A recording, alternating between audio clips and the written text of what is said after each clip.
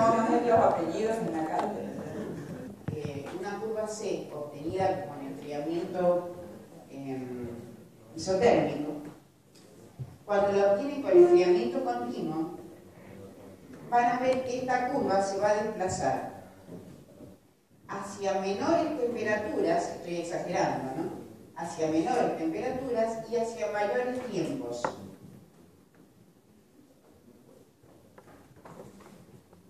O sea, a ver, cuando las curvas TTT se obtienen con enfriamiento continuo, están desplazadas respecto de las que se obtienen en forma isotérmica hacia tiempos mayores y a temperaturas menores. ¿Por qué se debe eso? Bueno, eso es una explicación que no viene a caso. No es tan. Generalmente cuando es con enfriamiento continuo, como la transformación se realiza durante el enfriamiento, el material se encuentra más tiempo a temperaturas altas. Como se encuentra más tiempo a temperaturas altas, tiene menor subenfriamiento. En realidad, el menor subenfriamiento significa que tiene menor velocidad de nucleación y retrasa la incubación y la transformación. Esa es la idea. La idea es que el material se encuentra más tiempo a temperaturas altas, entonces hay menor velocidad de nucleación o grado de subenfriamiento. Entonces se retrasa la transformación. Por eso las cubas TTT obtenidas con enfriamiento continuo, están desplazadas más hacia la derecha y hacia abajo respecto de las que se obtienen a temperatura continua. Eso lo voy a explicar en tratamientos térmicos, para que ya lo vayan leyendo. Ahora necesito explicar algo muy importante, que es cuáles son los factores que intervienen, que rigen la transformación. Esto lo preguntamos siempre, chicos, porque es para explicar por qué la curva tiene forma de C. ¿Por qué es una C la curva? Entonces, a ver, si les puedo explicar esto, ya enseguida les muestro los slides. Vamos a este gráfico, chicos. Temperatura-tiempo. ¿Está bien? Temperatura-tiempo. ¿Por qué tenemos una C? Esa es la explicación. Hay dos variables o factores que rigen el proceso de transformación. Y volvemos a lo que acabo de explicar. Uno es la velocidad de nucleación, o también se llama fuerza impulsora de la nucleación. Esta velocidad de nucleación va a depender de delta T. El delta T se llama grado de subenfriamiento, ustedes ya lo sabían. Pero a ver, ¿cómo se mide el delta T acá? De esto se trata. Si esta es la temperatura crítica, por ejemplo esto es AC1, la temperatura crítica, la temperatura de transformación va a ser la otra temperatura con la que voy a hacer el delta T. Entonces, si la transformación la realizo acá, el delta T va a ser este intervalo. Este delta T va a ser T sub C menos T. ¿Se entiende? La velocidad de nucleación o fuerza impulsora de la nucleación depende del grado de su enfriamiento. ¿Qué es el grado de su enfriamiento? Es la diferencia entre la temperatura crítica y la temperatura de transformación. ¿Cómo se favorece la nucleación?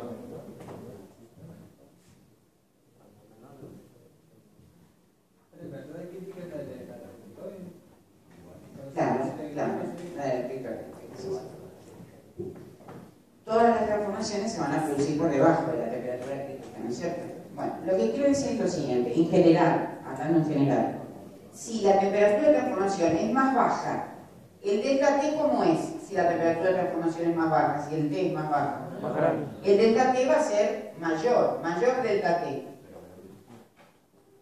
No importa, no razonemos con la difusión ahora. Lo que quiero explicarles es lo siguiente.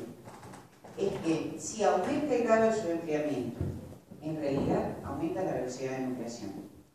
Pero quiero explicar por qué. En general, lo habíamos razonado, que la transformación progresa en el sentido de la disminución de energía libre. Si bajo la temperatura de transformación, ¿bajo la energía libre del sistema? Sí. Entonces favorezco la transformación, ¿verdad? Si bajo la temperatura, la transformación va a evolucionar en ese sentido. Significa que si la temperatura de transformación es más baja,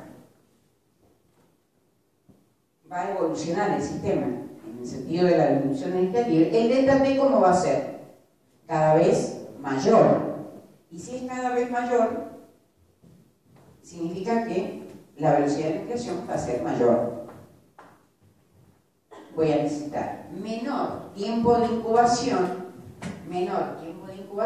y menor tiempo de transformación. Ahora vamos a ver la otra variable, que es la variable de velocidad de difusión. Entonces se entiende, la velocidad de nucleación depende de este delta T. ¿Lo razonan ahora? ¿Qué pasa con la difusión?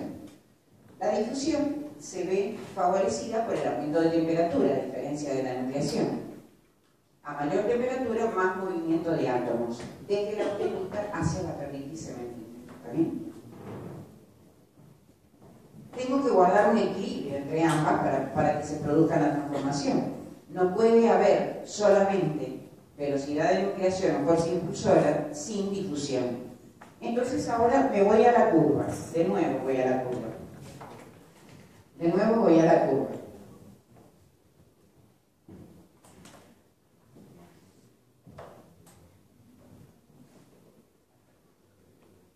La curva temperatura-tiempo. Temperatura-tiempo. ¿Está bien? Acá tengo la temperatura crítica, medio exagerado. ¿Qué va a pasar por el inicio y el fin de la transformación? Teniendo en cuenta la velocidad de nucleación y la velocidad de difusión, voy a razonar cómo se produce la curva del TT, cómo se fabrica. A altas temperaturas, esto es AC1, ¿verdad? A altas temperaturas. ¿Qué es lo que tengo a altas temperaturas? ¿Mucha difusión o mucha nucleación? Mucha difusión. Mucha difusión. Muy bien. Tengo mucha difusión, o sea, tengo una gran energía para que haya movimiento atómico. Pero se carece de qué? De la energía necesaria para nuclear la nueva estructura. O sea, se carece del delta T, porque acá arriba el delta T es muy chiquito. Se carece de la energía necesaria para nuclear la nueva estructura. Se carece de la velocidad de nucleación o del grado de subenfriamiento. Entonces, aunque haya mucha difusión, si se carece de energía para nuclear la nueva estructura, voy a ir a tiempos de incubación y tiempos de transformación muy largos, porque tengo una y no tengo la otra. ¿Me entienden? Tengo un factor y el otro no. ¿Qué pasa si voy bajando la temperatura? Ahí se va produciendo el fenómeno que les expliqué recién. Voy bajando la temperatura, el delta T va aumentando, va aumentando la nucleación, pero la difusión va bajando un poco, pero hay difusión. ¿Qué pasa si aumento el delta T? Al aumentar la nucleación, el tiempo de incubación, ¿cómo va a ser? Cada vez menor. Y también el tiempo de transformación va a ser menor, aunque no son proporcionales. Pero va a llegar un momento, que es el de la nariz de la curva, en que, está bien, hasta acá teníamos algo de difusión. Pero ¿qué es lo que pasa en la nariz de la curva? Ya no hay difusión. Por falta de difusión, por más que haya fuerza impulsora de la nucleación, porque el delta T es grande, por falta de difusión, se invierte la preponderancia, el valor de los factores que rigen la transformación. Entonces se vuelve a tiempos de incubación y de transformación mayores. Se invierte el proceso, por eso es una curva C. Es una curva C, porque al llegar a la nariz de la curva, entonces, por falta de difusión, se invierten los factores o las variables que rigen el proceso, o las variables que rigen la transformación. Profe. Entonces se vuelve a una curva C. ¿Cómo? Entonces, al principio sería, o sea, los tiempos... Primero, ¿por qué aparece esta curva C? ¿Por qué aparece así? Porque falta nucleación, Porque o va sea... aumentando delta T. El tiempo de transformación se hace cada vez menor, el delta T va aumentando. Bueno, yo ahora voy más rápido, porque ya me detuve bastante en explicar lo anterior. El delta T va aumentando, aumenta la velocidad de nucleación. Y todavía hay difusión. Pero si aumenta el delta T, al haber más nucleación, el tiempo de incubación y el tiempo de transformación son bajos, van bajando, hasta llegar a la nariz de la curva, donde se supone que en la nariz ya no hay difusión. Si ya no hay movimiento de átomos desde la austenita hacia la ferrita y cementita, no va a haber transformación. Entonces vamos a requerir mayor tiempo de incubación y mayor tiempo de transformación para que continúe la transformación en la parte inferior de la curva C. Pero esto es por falta de difusión. Profe. Entonces, por eso va a un mínimo y luego se invierte el proceso. Y a eso se debe a que, o sea, de la nariz para arriba tengo perlita y de abajo, de la nariz para abajo tengo vainita. Una consecuencia, digamos. No, en realidad la estructura, de acuerdo a todos los estudios que se han hecho sobre un montón de aceros, se ha verificado que la microestructura de la nariz para arriba es perlita y de la nariz para abajo va cambiando. Son microestructuras metaestables. Ya son metaestables porque la vainita y la martensita se producen en rangos de temperaturas específicos. Esa es la diferencia, por eso son metaestables, la vainita y la martensita. Y la vainita y la martensita no están en el diagrama hierro-carbono, no se vayan a confundir. Solamente aparecen en esta curva temperatura, tiempo, transformación. ¿Está bien? Entonces sí, ahora podemos ver qué es lo que aparece. La perlita aparece en la mitad de la curva, la vainita aparece después y la martensita. Ahora lo vamos a ver mejor en unos slides. ¿Entendieron esto de las dos variables que rigen el proceso de transformación? En realidad, eso es todo lo que tienen que saber. Lleva mucho tiempo explicar esto. Me lleva mucho tiempo, pero es para que entiendan cómo se construye una curva y cuáles son las variables que rigen el proceso, nada más. Por ahí es medio complicado, pero si ustedes siguen este razonamiento, capaz que lo puedan entender un poco más. Quizás lean el apunte correspondiente y de ahí me hacen preguntas.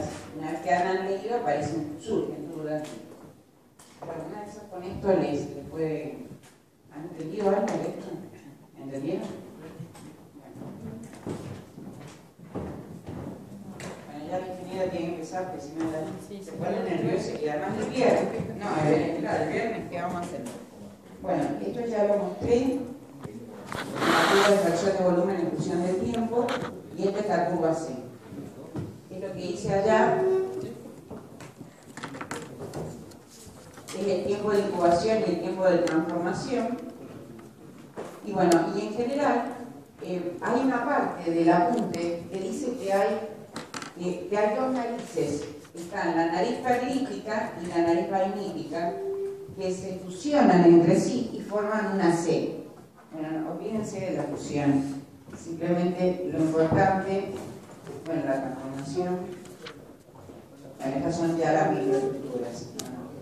Para esto lo sigo después, qué significa el cambio microestructural en el caso de la perlita, vainilla y martensita. Eso lo dejamos para el lunes.